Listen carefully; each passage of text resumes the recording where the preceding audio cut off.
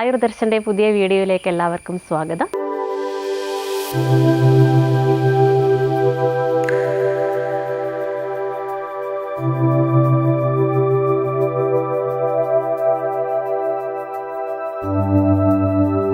Varicose vein ലക്ഷണങ്ങളെ കുറയ്ക്കാൻ സഹായിക്കുന്ന അഞ്ചാമതായി നമ്മൾ പരിചയപ്പെടുത്തുന്ന ആസനമാണ് പാദഹസ്താസനം.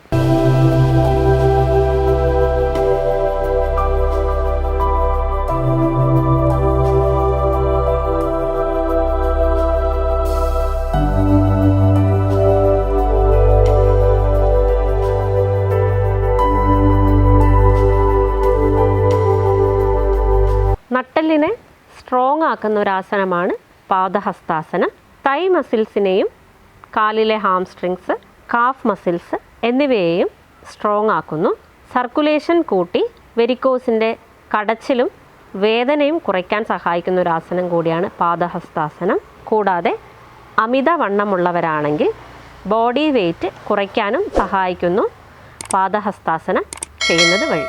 ഓരോ ആസനം ചെയ്യുമ്പോഴും മിനിമം 3 മുതൽ 5 റൗണ്ട് വരെ ചെയ്യാൻ ശ്രദ്ധിക്കുക.